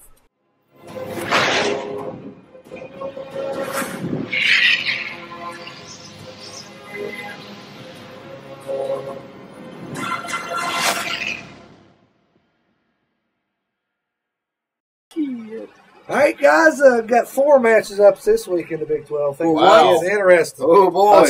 We'll start off with Texas Tech and Kansas, at Kansas. Oh, boy. Phil, what do you look like in that game? I just want to see Texas Tech's defense. I think it's a little bit improved from last year, and I want to see how they look against a Kansas offense that isn't the greatest. But as we know, burned us on the ground, so see if Texas Tech can stop the running game in Kansas. I'm anxious to see if Kansas can stop Texas Tech's offense. Well, yeah. Because last year it wasn't that phenomenal. I mean, they still did pretty well considered, yardage-wise, not winning ball games. But after last week and then hanging with Oklahoma State, I'm anxious to see if that is going to continue or if it was that playing up to your competition type deal. Well, it seems like them boys might be playing for Kingsbury's job at this point. I don't know. That's what I felt like coming into the season. I really did. But I think after what was done last week, I think he is going to be safe unless he totally just shoots the pooch right now the rest of the season. I think he's all right now. Our Browns needs a job. No, he don't. They won't even hire him in Canada. I mean, we'll get him. We get him, and we can get that one coach from Louisville to come coach the basketball team. I like our basketball coach as is, but not in Morgantown. I'm just saying we're going to start another new little. I don't like nice things for any of these teams. That's true. Guys, I'm going to go ahead. We're going to do the same thing we did last week. We got Phil Taylor in the studio with us today. We're going to go around these matchups that I throw at you guys. Okay. After we talk about them, we are going to pick who we think is going to win that matchup. Phil, we'll start with you. Who you got, Texas Tech or Kansas? I got Texas Tech. Okay. I'm going to go with you on that one. Mikey, who do you got? Yeah, it's hard to pick against Tech in that game. Kansas will put up a fight, but Texas too much offense for them. Mr. Kincaid? Tejas, Texas. Okay. And the only prayer I think Kansas has got is if they go out and there's an even more god-awful uniform set. What about that Khalil Herbert that ran all over us? He may go in there and run all over us. That's much yards he's going to have in his whole life. I wasn't there then. I left that in your hands. That's right, you were gone. So sorry to bring it up. I have nothing to say about that other than I expect big things. Okay. Next matchup, guys, Iowa State and Oklahoma. I look for this game to be close in the first half, but the second half, I look for it to be a massacre, if you will. I think Iowa State's going to be able to score a little bit with Oklahoma, but I don't think it's going to last. I think they're going to win Iowa State. Speaking of that, did you know USC's a second-half team? So are we. How about Washington State's gear? Yeah. Hey, guys, let's just not try. We're that one that they made, and we'll do that. All right. Y'all just know he's on. Yeah. Nobody's watching anyway, boys. We talked about it a little bit before the show. Phil mentioned it, but it's so true. I don't think you got here yet, but I'm sure you agree with us. USC is just always so overrated. Always. No, I don't Always. agree. And Sam Darnold can you don't still agree do with no this? wrong. Are you an advocate for almost 10 USC? picks. I don't advocate, but I mean, I don't like anybody out there that much, so why not go with the school that is, one, in Hollywood, two, produced like George Lucas and Steven Spielberg, and three, a guy named OJ. Hey, he just got out. Juice. OJ is free. He gonna golf and hang out with his family. Don't worry about him. Those are all solid points on why they should be ranked in the top 10. Right. They should still be ranked. Can't in the top argue 10. against that. No, it's fine. Never mind Sam Darnold crapping in the bed. It tells you what these rankings are about. It's as political as it gets. Exactly. It's a money racket. It's nonsense. Don't put anything out there. It's the same thing with us. I mean, we knew we were dropping out after the Tech game. You knew that. You don't want to be in there after that Tech game. Right. You know? Let some sucker come up that had a good first week and get beat all to pieces. LSU, and maybe? get kicked out. Yeah, I think the best way to do it would not to have any preseason polls, no polls whatsoever. Get to the 6th week and then actually have evaluate. Something and now you actually know. You have I like something it. that I like it, Phil. And you've got a power index to go with it half your season. I like it. I like it. Y'all lost me though. What polls we talking? We're talking AP 25. Okay. Well, y'all brought up another After less poll. polls. Yeah, across the board. Once you start Less up there, polls. it's so hard for you to get knocked down, and if you start at the bottom, it's so hard to get up. Yeah. You know what I mean? Right. So it's We're talking Big Rick 12 system, football. brother. I'm not sure how we got on USC. You got a beef against them, and I just said that's I ridiculous. don't have a beef against them because Well, I really I do. enjoyed watching I do. them last year. Have a beef against I UClaw enjoyed or watching USC Oregon last every year. time they screw up, your parlay card. Okay, that's legit. I mean, at least USC, they win 8 or 10 games. Yeah, Oregon's coming back up, but their quarterback did just go out. And he's going to be out, I think, for most of the season. But I like that, Phil. That's a great point. That's what I would like to see. Me and Jack and Mikey, even we've talked about it in the past and prior episodes. Really, the first part of the season, your polls could mean nonsense, irrelevant. It's college football is so much different than NFL. There's so much turnover, so many new players, so many unknowns that during the preseason poll, you have no Ridiculous. idea. Injury impact. Like Nick Saban Saban said before the season even started, he went off like Nick Saban does occasionally on a reporter and said, Nicky Joe. He said, Bringing the wood? He said, I don't even know why we play these games. I don't even know why we practice. You guys already know what's going to happen. You know what's going to happen. Yeah, we're going to play a little high school team in December. That's what's going to happen. Now you have the computer simulation of what's going to happen. And before we move on to Big 12, I'm going to put Yeah. this in there, plant this seed, and get your opinion on this, gentlemen. Alabama is still number 1 in the AP Top 25. Okay. Clemson is sitting at number 2. Clemson has beat 3 ranked opponents this season. Clemson is also the defending national champions. Should they be ranked ahead of Alabama at this point? Nah. Defending national champions got nothing to do with It doesn't, Take that out but of they there. beat 3 ranked Take opponents. it out of there. So- That has a lot to do with it. And guess what? Until everybody takes that magical lens off of half of the SEC, you're going to have it. You ain't got the half of it. who is Alabama? Hold beat? on, hold on a second. Hold on a second. Be realistic about the SEC. They're not so much on SEC's jockstrap like they used to. Alabama, yes. They're trying to pull back, but I mean, look at your investment in SEC Network. Yeah, that's let's true. Let's give Paul Feinbaum, Paul Feinbaum. Once again, I'll go back. I like the Big 12. The SEC's watered down. You got 14 teams, and the bottom 4 or 5 garbage. Big garbage. I think they need to consistently do a garbage. SEC scramble, if you will, and switch some of the teams from the east to the west. Hey, Look, Change hey, just But then if you it'll want to change, do it, then a few years later, this team's good. yeah, if Change you want to it again. do it, Keeps just things fresh. drop a hammer on it, make quadrants out of the United States, and do away with that We're going altogether. to have 4. Eventually, it's going to be 4 major. It's Yeah, going yeah, to. sooner or later. That's Yeah, gonna happen. and that done told you the first one to get broke up.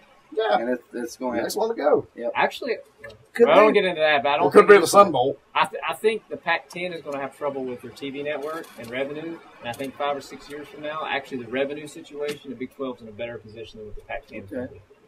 I definitely agree with you, especially if you've got an earner like Texas, which it's unexplainable other than Texas really thinks a lot of Texas.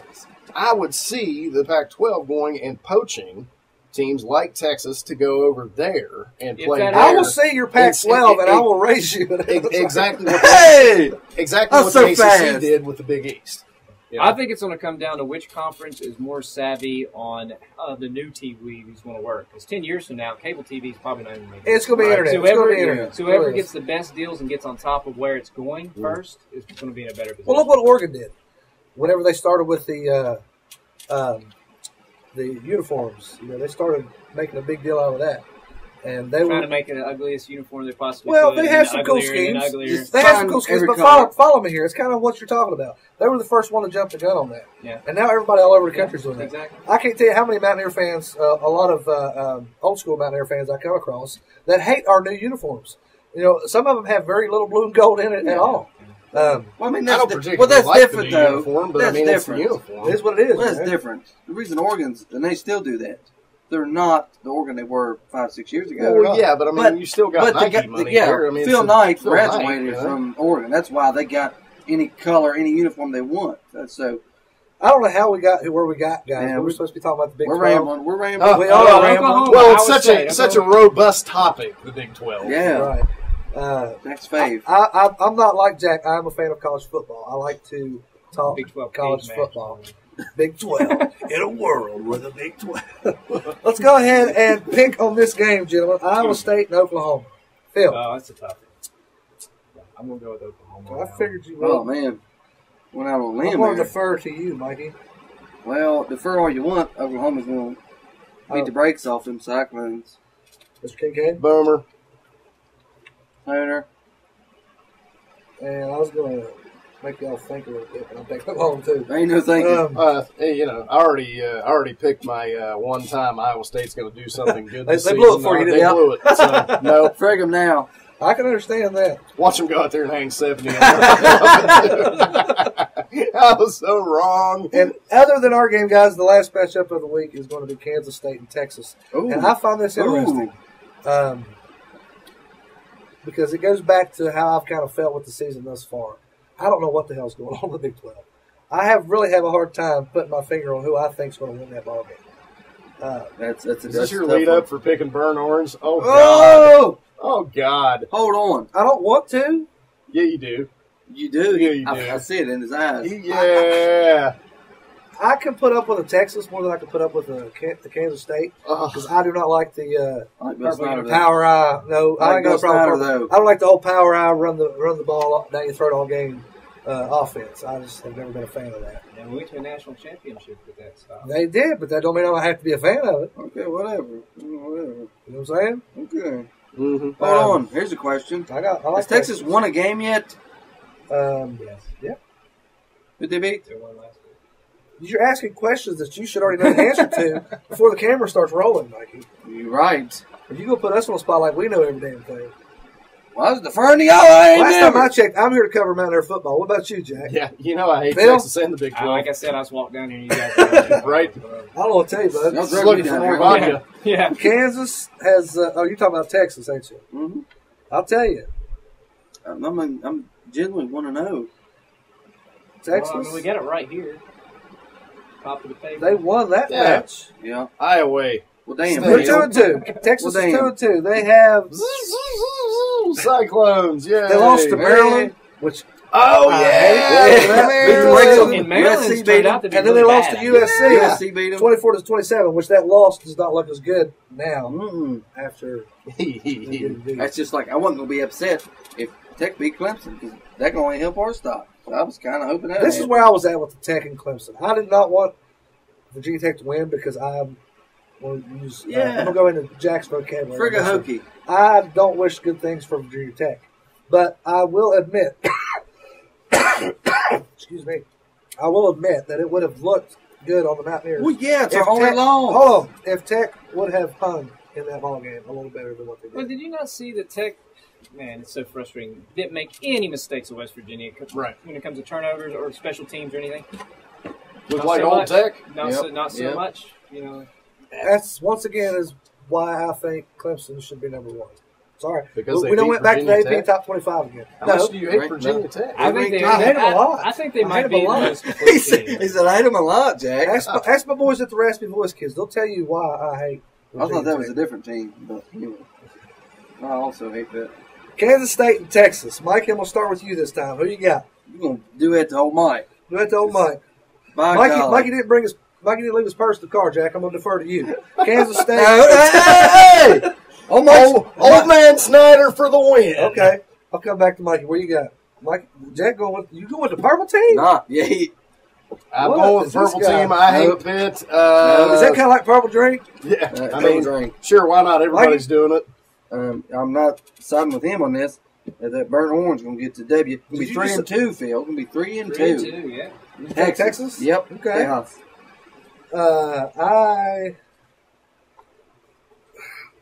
I really don't know. It's hard for me to pick this game. It really is. We did it. Go on. I'm not a fan of being incorrect. And like I said, who is? Up to this, you're good at it. Point, by golly, you're good at it. Up to this point, I don't know what's going on in the Big 12. I really don't. Yeah, it's up in the air. And that's why I love college football, guys. Any given Saturday. I mean, you keep saying the Big 12, which is true. But honestly, if you look nation, besides Clemson and Alabama, it's like that. Every week you think the team's good. You watch them next week, and you're like, oh, they almost lost to that team. I mean, look at Oklahoma. Well, this is Big 12. But Oklahoma almost losing. I mean, how in the world do you almost lose to Baylor? Yeah, like, what is that? That's what I'm saying. Mm-hmm. Or like how's Texas lose to Liberty? Or like an Auburn. Last week they beat Mercer. They got pills for that. By 2 touchdowns. 2 of them. And then they blew out Mississippi State this past weekend. And Mississippi State had blew out somebody ranked. Somebody really good. Yeah. The week before by like 4 Yep, points. that's what I'm saying. I love college football. That's why I love it. Yeah, the last 2 weeks, I really didn't think it was going to be that great of a weekend for football. Oh, boy. But it was good. Boy. Look at Jack. Look at Jack. You see my bird? Look at Jack fuming. I get this all the time. This is the look I get every single week. I talk about Big 12 or anything but Mountaineer football. He gets on me every time. Hey, He's starting to get this is the way I look at it. If about we wasn't talking about Big 12 right now, we'd be talking about whatever conference Cincinnati's in and Memphis is in. JK, I'm in a P or something. Yeah. Hey, we'd be talking about the game against Memphis this week. I mean, I'm going with Texas. I can't think about it too much longer because I'm going to go crazy. I'm with you, Mike. I believe you. I mean, you tried to play that off like it was a hard thing. It really was. You were itching. You picked Texas a week ago to win that game. I was trying to figure out a reason not to pick Texas. Oh, right. I like Texas so much. Tell me why I shouldn't have picked Texas, Jack. Tell me why I'm Snyder. Old Man Snyder, he is a stinky little fella. Tempo control. Ain't that a Prince song? Tempo control. Texas's offense is not looking very good. Right, consistency. On Iowa State. The defense did too. That defense, though. What was it? USC? But wait a minute. Who's USC right now, though? Ooh. Maryland scored 41 on it. Yeah. And Maryland looked like kind of hot garbage. So where you at? You Kansas State? Yeah. Okay. By 2 touchdowns. 2 touchdowns. He put points on my golly. Now the total score will be 17 points, but by 2 touchdowns. Makes sense. Last but not least, guys, is our game of the week after a bye week, and we're going down to Fort Worth to play somebody. And more Hornet Frogs. That game day going to be there. Game day going to be there. Here's an interesting stat that I learned the other day, gentlemen. Gary Patterson has not lost a game after a bye week ever. Yeah, ever. That sounds like just something Horned Frogs just dug up. Well, you see where the dummies put out the thing about Western Virginia coming to town? Yeah. That was TCU. Throwing shade. Yeah, that's all that was. That's all that was. I could see if it was like ESPN. Well, no, whatever. ESPN does it too. You want to get involved? I mean, come on in, Jack. Yeah, whatever. Ramble on, baby. Garbage. This purple wearing, I think way too much of myself. Outskirts of Dallas. Go on. Just Kenny not so trill. Kenny not so trill. Kenny's looked trill this year so far. Whatever. Okay. He's not making mistakes. But you know why he's not making mistakes? They're not getting pressure on him. You get pressure on him, then he will make mistakes. He played against them. I want to see Lamont McDougal, Adam Shore, Giovanni Stewart. He's going to be Chris Donahue. I want to see them guys in the backfield causing trouble. Tony, please. Havoc. Find some schemes for Benton to get in there. Kaiser White, Mike Daniels, all them cats. You got to get pressure on that quarterback. You have to. We've said that, it hasn't been as big an issue since Tech, but you get more pressure at Tech. You get that. Honestly, the most you don't pressure drop we've that had, pass. You're probably looking on one. The most pressure we've had all year has been against Tech, and yeah, but I mean, he looked excellent. He looked excellent all night. Talking about Josh Jackson, the freshman kid? Yeah. Wasn't rushed. He just didn't make any big mistakes. I mean, his passing stats wasn't that great. No, but he didn't make it was mistakes. just playing disciplined football. As a freshman, that was impressive. He got a lot of it done with his legs. I mean, he really looked good. But, And that's going to be the key against TCU. If we can, they love to pound it. If we can actually get in our gaps and don't get no gaping holes in the big play. We've been giving up big plays all year long. We got to stop that. We do. I don't know if you guys know it or not, but I like to pound it too. Just saying. Sorry. I just can't say enough bad things about this team. I mean, like often, week after week, I wonder which team in this league I hate the most. Listen up. Decisions up for me now. Write this down. I always hate the next one. So Yes. Yeah. Who we play next? But it's tough to get over this one. Texas team, they wear purple, ridiculous mascot. Man. They wear purple. Larry Culpepper, the head coach. I mean, I don't know what any of that means, but look at it. The guy might need a job, right? That's true. But anyway. Yep. I mean, What do he you should have think? gone somewhere else, but yeah. I love it. What are they ranked? Ninth? I'm not sure. Ninth? They're ninth in the country. Which, I mean, at this point, does that even mean anything? Nope. Oklahoma State was supposed to have such a dynamic offense. Well, Oklahoma State did put up 499 yards against TCU. What did defense TCU do? only put up 466. But TCU won. Who won the turnover? Yeah. Turnovers. What you look There was for. one interception thrown by TCU and 3 thrown by Oklahoma State. Bam. Bam. the game. And that's Some of the another- times that will not happen, but most of the time you're right. Most of the time when you see the stats offensively in favor of one team, but they lost. Right. There you go. Either that or you got a Marcus Sims. Well, that's just- or you got a Marcus Sims catching a kick return and running for 80 yards. Right. You know what I'm saying? That's just like Crawford last year against Oklahoma. Look at his yards. But we got our tails handed to us. You know what I mean? It's just empty stats. You can't read none of that. You can read into it if you know how to read. That's Stick hard. around. That's Stick hard. around after the show. I'll teach you a little bit, left to right, top to bottom. Take your words and make sentences. Beautiful I thing. want to get Jack to help me. You need to Listen, you're going smartest to Jack guy by I know. yourself. You leave Jack out of this. Okay? If you're going to Jack, you're going to do it yourself. I okay? guess. Jack's not going to help you. Look, I want to get some more vodka off field. It's getting deep. TCU opens up as a 12-point favorite, which I spoke about a little bit earlier. I like being the underdog. It seems like our boys in Morgantown fight a little harder when they are the underdog, when we are expected to cough during the show. Thank you, sir. I just smoked another cigarette. Seems to help. Yeah. Like I said, Mr. Patterson hasn't lost a game after a bye week. But, that's digging for stats. Yeah, that's what I think. Is it just me, Phil? I've talked about this with these gentlemen in the past, but is it just me, or does Gary Patterson kind of look like Larry Culpepper's brother? You see it? You see A little it? bit. Dr. Pepper here. Yeah, he looks a lot like He it. man. does. Got the same visor. Or he looks like the guy who would come into your office and try to fix your printer. Right. I'll tell you what I get cracked up about him is last season, he pretty much stood on the sideline just hanging out the whole time.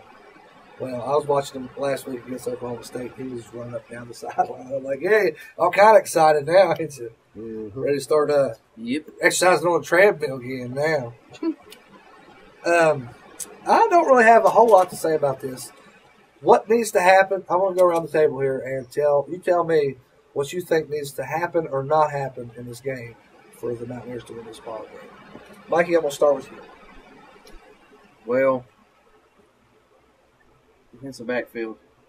I feel like they're going to have their hands full for sure. For sure. I'm not worried. I feel like our offense is going to get up for the game. Well, they have all year. I mean, Yeah. sometimes they start slow. Yep. Seems like their first quarter Mm-hmm. is kind of man. Second quarter is good. Third quarter is man. Yeah, but even Fourth quarter is good. even the Kansas game, Yeah. you know what I mean? They did it when they had to. They Right. put up points. The defensive backfield, I feel like that's going to make the difference. When, like you alluded to earlier, you just hold on to the ball. Because that's a lot of it. It really is. You turn the ball over more than him, most likely you're going to lose. Yeah. It really comes down to it. Jack, what do you think needs to be done or not be done for the Mountaineers to win this ball game? Well, the thing to be done, and you guys made some good points on gap control. I think it's adjusting that coverage once you see actually what they come out with. Right. But this is a perfect stage to go out and knock off a team, get your signature win for the season out of the way, and really, really spoil some people down there, which I'm all for. This isn't a team that's gone out and looked aces all season. I mean, they're better than most everybody we've seen yet. But it doesn't mean that we can't rise to that. So yeah. I think take it, adjust with it, keep scoring. And the other thing was mentioned again, letting the offense establish some longer drives and do things like that. That's one thing I've noticed with our boys that is, I don't know if I don't even think they've actually tried it yet, but coming into the game last a week, towards the third or fourth quarter, they threw it out there, and the stat was something along the lines of our average drive time during that game was like a minute and so. Yeah. Mm-hmm. And I'm sorry, that's great. That in the break, you can't. Yeah. That's great, but you got to control the ball game. Sure. And if your defense isn't hanging with you, yep, you have to help them out. And like most of our scoring drives are between your 1 and special 3 teams minutes has long. to be on point this week. We've got to. What's that you say? You got to get special teams. Oh yeah, totally. To where it should be. I mean, that's Dana's station now. I mean, time to go. Yep. It's go time. It's go time. Pin them back, frustrate them. I think we come out on top. We do all this stuff. Okay. I'm still waiting on Sims to run one back. Give so time. I just throw it out there. I'm waiting. He'll get there. I thought he had one against Kansas. Phil, what do you think needs to happen or not happen in this game for the Mountaineers to win? I think the key could ride in the first couple possessions for TCU. If we can stop the run, because they've been looking at the film of Kansas. And they're going to be chops to get in there and just run it down our throat. If we can stop them, stop the running game, just the first couple possessions, make them start throwing the ball, I think it changes the whole dynamic. Mm-hmm. And if we can't, unfortunately, that could be a very long day if they start gaping some holes right off the bat. The run starts working, that opens up so much. Right. And he'll make a mistake, Like I said, for me, that's what I think the key is to winning this ball game. You have to get pressure on Kenny Hill. Mm-hmm. You have to. No matter if you got to switch up your defense you're running for one game. That was a lot of what I enjoyed about the shootout with Kansas State 2 weeks ago. It showed me, obviously I'm nobody in a position to change up what's going on with the play calling, but it showed me, if I was a coach, hey, change it up, do something different. Kansas threw for I don't know how many yards the game before. So Tony Gibson was playing around that on the show saying, hey, we expected them to pass the ball a lot. Totally flipping on it. Nope. I mean, I know it'd be hard to change your defensive scheme in a week. I'm not saying you have to do that, but you have to find ways to adapt, overcome. You have to find ways to get Kenny Hill. Yeah. And that's the only way I feel it's going to work. I'd do a lot of 8 in the box. I would force them to start throwing the ball. Force them to do it. And if they get a couple long passes, that's so be it. But don't let them gash you all game long. If you have seasoned football players, that's one thing. We got a lot of green guys on that team. Yeah, and that would be hard to do to come and just change things up. Well, I'm not saying change things up. I'm saying that we need a lot. Stack the line? Yep. Get them close to the line because they might get a couple touchdowns. They might throw it over the top and get 2 touchdowns. But come the fourth quarter, if they've been running on us and we haven't been stopping it, it's game over. Yep. I don't care if they score points. I've said this before in the past, and it's kind of stupid, but not really. I don't care what the other team does. All the Mountaineers have to do is score more points than them. That's bottom line. What needs to happen. But in order to do that, you need to control the ball. If they're scoring, okay, control the ball on offense. Control the pace of the game. Yeah. I flashbacks to Geno Smith back in his senior year dancing through my head. Geno Smith isn't half the man Will Greer is. Bite your tongue, man. If we had half the defense of last year. Oh yeah, that seems like that's how it goes. All right. Geno Smith might have won. Hey, you got to make do with what you got. True, possible. True. We ain't Alabama. We ain't gonna have the best of defense and best offense every year until Nicky Joe Saban until he comes back. It's coming, Jack. I know. I know. He knows. What about Jimbo Fisher after the year he's been having? You want him to come on back? Yeah, he could get a good started. time. I mean, before the coming of the Christ, you know, I mean, you had prophets. You had John the Baptist. You know. Is this guy Is there religion in here? That was that was just local history. I don't know what you're talking about. That's Sunday school. There's the Big 12, and there is our TCU preview for the week. I'm going to go ahead. This is going to be the last one of the week, guys.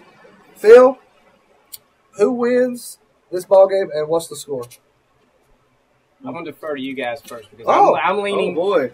I'm leaning in one direction. I want y'all to convince me to go the other. One direction. Let it broke up. You can't do that. Yeah. You don't know. You are beautiful. That's what makes you beautiful. Jack, I'll start with you. Where are you going in this ball game? Good guys. Okay. Gonna go 31-24. 31-24. I'm inclined to agree with the guy to my left. Okay. What score? 24-17. Okay. Golden Blue. This is my show, bud. I'm going to pitch it back to you. I'm going to say mine for the end. What do you got? I'm going to go TCU. Woo! Sorry. Hey, well, you know how we talked about earlier in the week? It's been about good possibly with hanging out with you guys, having and Phil I back? won't be back ever again. But Well, y'all, it's nice to meet you, Phil. It's nice having you. I'm glad you can fill in. yeah, now get out. Phil? My heart says West Virginia. Yeah. My head. Look, hold on. That's why I set the camera up and the podium the way I did. Because look, I can very easily cut him out. Right? Of the video. Ain't none of this gonna make it to air. I'm sorry. Go ahead, man. No, I just think it's a bad matchup for us. I think that running teams is going to be kind of our. That's why I think Kansas State and to some extent Oklahoma is going to be tough for us. And I think we have a better chance against Oklahoma State than we do TCU. I think the way they run the ball. What's the score, Mr. Taylor? I'm going to go 41-34. Okay, so you're going to let our boys get some points. You just don't think they're going to be able to get out. Have enough.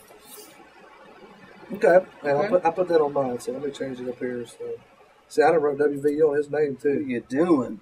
Over here assuming stuff. Phil gonna tell you how it you is. asking all the Not how questions. you assume it's Asking all gonna the be. questions. Picking staples. I'm going to say the good guys win. Let my boys over here, the true Mountaineer fans over here. Oh, Lord, here we go. I'm saying the Mountaineers are going to win, and I say they are going to win convincingly. I say 45-17 is the score. Go Big Burrell! Tony Gibson is going to get these boys right this week. They're going to be ready to play ball. Blah, blah, blah, blah, something over Texas, blah, blah, blah, blah, blah, blah. Starts at night. Would that be the biggest win Algerson's career? I know. Yeah. You can't count the Orange Bowl. You can't count the Orange Bowl. Yeah, you're saying that we're regular season. Yeah, we're 11 points I'd say. Underdog, and we're going to win by how much? Like 30? I'm not going to math, Phil.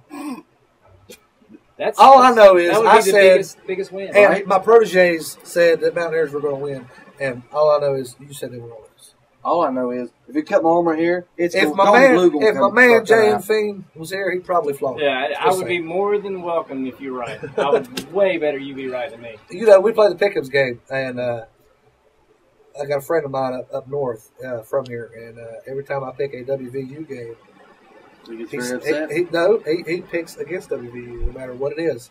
And I'm like, what's up, man? He's like, well, I got bad luck. Every time I pick them to win, they lose. Why you did though? I bet you ain't put the when we played Delaware State on there, did you? Nope. Anyway. No time, no place. Phil, you really disappointed me, but I understand. I understand. I understand, and I respect. This went really well. I understand, and I respect your. It's honesty. Your honesty. I wrote it. So people ask me how it goes. I'll be like, well, they were disappointed. They it could have been better. Pretty sure you guys will never see me again. So it's been real. It's been real. It's been real. It's been fun, but it wasn't real fun. It was until you started wanting to ride around on a frog and touch. So are you telling me you guys are not going to pick against West Virginia all year long? No, coming into the season, I had us getting beat by Oklahoma State. I'll have to rethink that later on in the season once we get there. But I don't know. I got a gut feeling. Maybe it's just the Mountaineer in me. That's why I am a fan. What are you trying to say? I'm not saying you're not a fan, maybe you're more of a realistic fan than myself. Actually, I'm very optimistic generally. Well, what the hell are you thinking, man? Be wrong. It's all right. Ain't nothing up for grabs. Hey. Look, I want you to tell me right now, if WVU wins this ball game, we have to figure out something for you to do, and vice versa. If TCU wins this ball game, I will do That's something. a lose-lose for me, because if they win, I have to do something stupid. And if they lose, they lost. So this is what's going to happen. If WVU wins, win WVU wins. You know what? When WVU let's wins, just fix this problem right now. We're going to fix it right now. 41-34 WVU. Good I job. don't like it. I ain't going to scare you into it, bud. That ain't gonna what are you doing? I ain't going to scare I you like into the it. real feel. To heck with all what we saying. Hey, that's what you think's going to happen? Right? Hey, It's broke down. if WVU wins, I get you a TCU Horned Frog hat. You come back in and wear it on the show. If WVU wins, I'm just trying to get a free hat. Okay. I really don't know. I'm not much of a betting man, but I do respect your honesty. I hope so much you're wrong. Yeah, I'm sure he does too. But the man just maybe he don't. Maybe he's in. I got a 20-minute lecture and finger point. Yeah, but we respect you. Not so I fast. said Phil, with all You're due not afraid to be respect. wrong, and we with respect all due that. respect. Yeah. All right. That's cool. I respect it. I know I give you a hard time. It took me a minute to come to grasp of what was going on. I'm not used to people picking against WVU. I understand it though, but I hope you're wrong. Hey, it really caused a riot. I didn't realize it. Uproar happened here. Everybody's Feels staring. like, what done happened here? If I had any more vodka, you'd be in trouble. Yeah. Just saying. Maybe it was the vodka talking. Yeah. Let's take a quick commercial break, guys. We'll come back, and Mikey's going to give us a little bit of trivia for the week.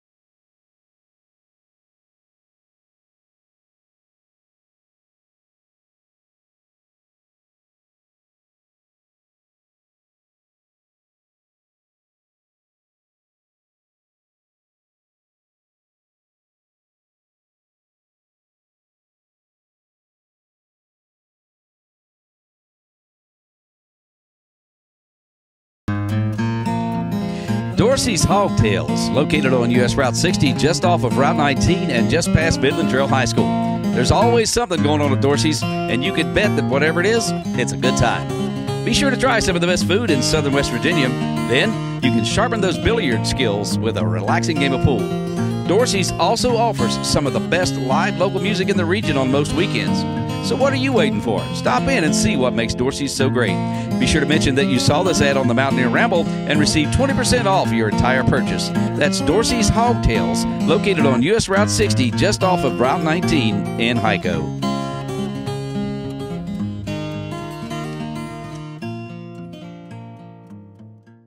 All right, guys, welcome back. We're about done for the day, for the evening, depending on what time you're watching the show. Mikey, what kind of trivia you got for these lovely folks? Hang on, before you throw out your trivia. What you got down there? Got me another Bruce Irvin. Oh, hey, Bruce. Another Bruce Irvin for you guys to win. Nice. Compliments of Dale Sparks Collection with All Pro Photography and Framing. Get this question right first, and you can win this son of a gun right here. Yeah, okay. Put it on, Mikey. What you got? What bowl game did the Mountaineers get the better of the TCU Horned Frogs in the 1980s? What bowl game? I don't know this one. You can't win this. You're on the show. Ain't no TCU loving some bitch don't get no Bruce Irvin up in there. Hey. Now, I'll tell you what.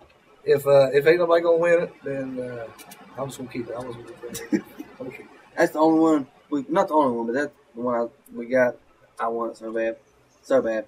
Just, let me answer this question, please. It's your question. It's your question. I guarantee you I know this question. Guys, you got anything else? I'm good. I'm good. Good to go.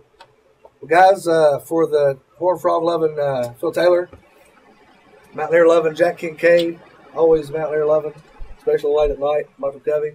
I'm John Covey Cole, guys. Until next week, ramble on, my friends. Ramble on.